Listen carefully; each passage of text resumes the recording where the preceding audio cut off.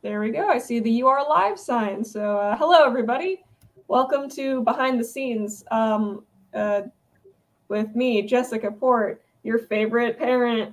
Sue isn't here, so I have been volunteered to be the one starting and ending the broadcast. So today we're going to be talking about our favorite parenting moments, which I don't necessarily have a ton of experience as the parent. So I think I'm going to open the floor to the actual parents, and maybe I can talk. I think I have permission to talk about my own parents a little bit, but I'm gonna let you guys go first. From the teen side, Jessica, you can talk about parenting moments from the teen side. Absolutely. So who So has one? I have, I'm not sure I'm on topic, but I think I am. We were just discussing in our pregame how this is kind of a difficult one. But I think some of my favorite parenting moments, because it is, what would you say, Jessica, National Parenting Week or Oh something yeah, like I that? should have said that. It's National Parenting Week. Yeah. So I really enjoy, no matter their age, when our kids were themselves despite the situation. Like, I have clear memory of going to a really fancy birthday party. I'm talking really fancy.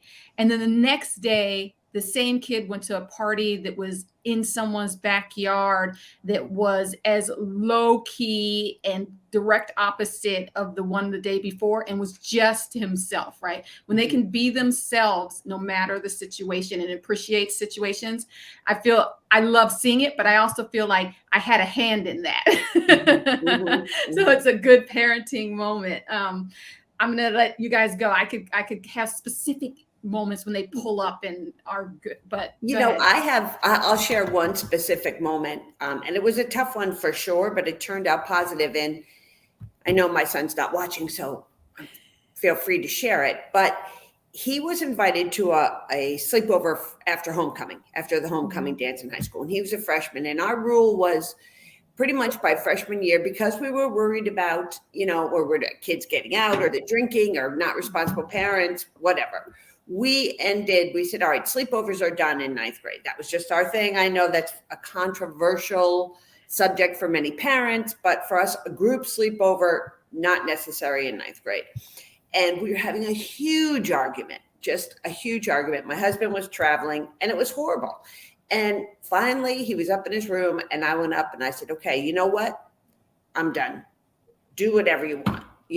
Go.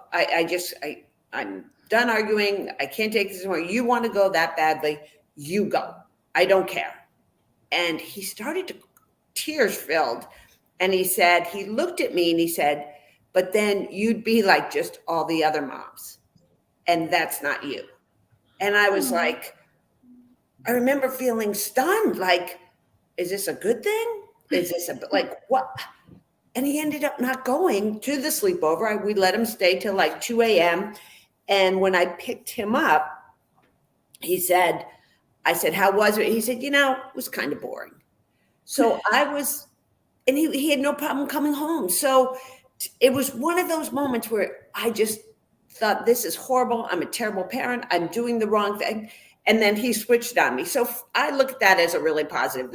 And I remember that so clearly. He's older now, much older. But anyways, I guess my point in that is you don't know what are going to be great parenting moments. And I kind of took that as one of, when he looked at me and said, but then you wouldn't be you. So Sweet. There you go. So that's my sharing moment. Anyone else? Well, I find it always really hard questions where you have to come up with a specific thing that, like, my brain goes like into overdrive and I cannot think of anything. But one of the things that I love as a parent, I consider myself a pretty good gift giver, and it brings me a lot of joy.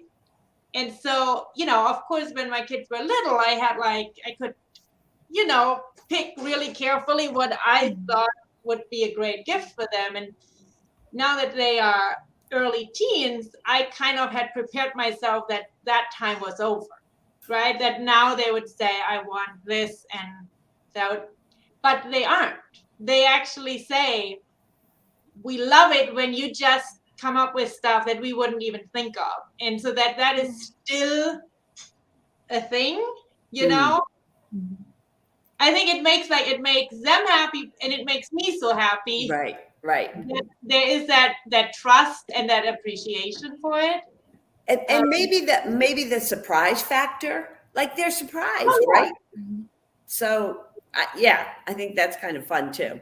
Yeah. And kudos to you, because being a good gift giver is not easy. I am not good. I mean, when I get it, but you know, I more frequently I do well enough. I'm Or the I'm a worst gift wanderer, giver. or I wander in the stores, and maybe that it's hard. I appreciate you too, because Francisca, because I think it's hard to be a good gift giver, right?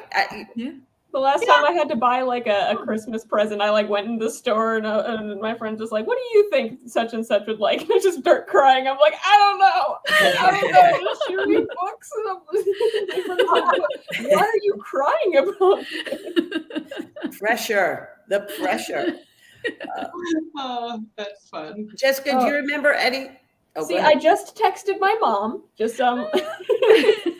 And I was like, "Quick, give me a positive parenting story right now." And she's like, "Okay." And so she, what about sitting in the passenger seat of the car and trying to be so patient and not too terrified while your child learns to drive for the first time? And I think, I don't know.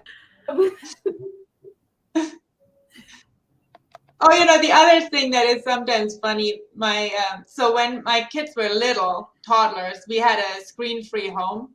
So they didn't grow up with any media. And I don't know what we were talking about, but my older daughter was saying something about, it was about being the odd one out. And she said, well, I'm always the odd one out because I know none of these kids like Peppa Pigs and whatever, you know?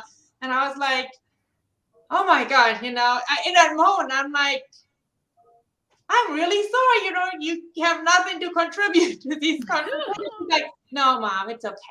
I turned out okay. And you know, you can chill. Did you look back and question, like, oh my gosh, was that the wrong thing to do when she said that, or were you pretty confident in your decision? Well, I had just this tiny moment of like, you know, you don't want to make your kid be like odd. Right. And I'm like, you know, I never questioned. I always thought that served us really well. It worked for us as a family.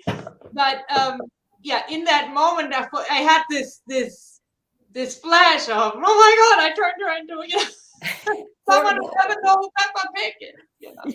And when they're good with being odd, is a good parenting moment. Like I had one who has allergies, and when he was little, I would bring things to the classroom so he wouldn't be the odd one out. You know, if it was one of those teachers who had candies, he couldn't eat regular candy. So I would bring enough for everybody, not just him. I was like, could you just use these candies, like the whole school year's worth?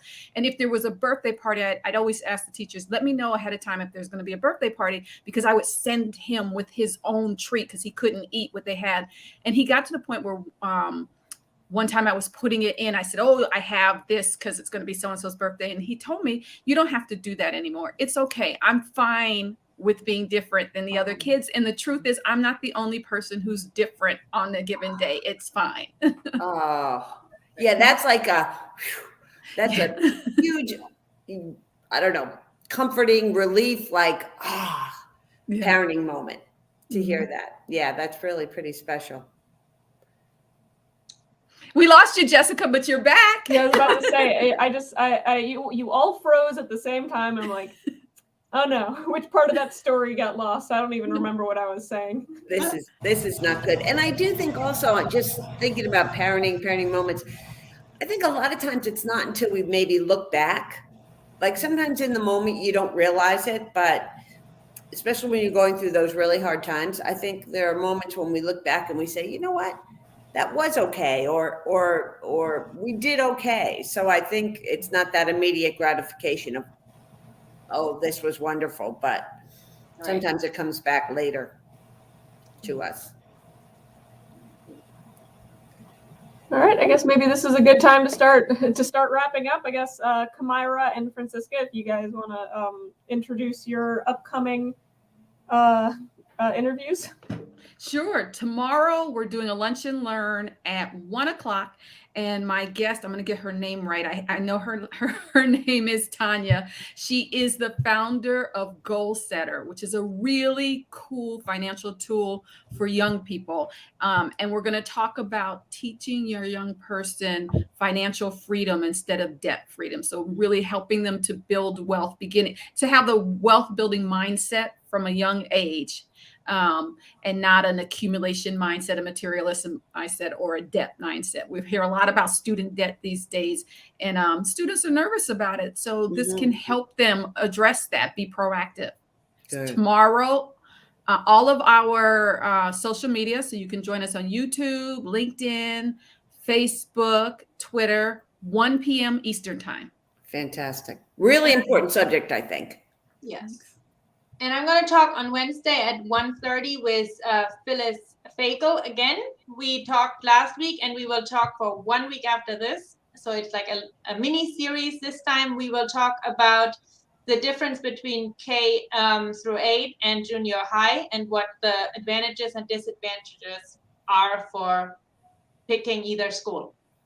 And what's really cool about that on Wednesdays is you do all of your stuff in 10 minutes, unlike Right. mine, which take half an hour, but that 10-minute answer a question is really cool. Right. So I think that's great.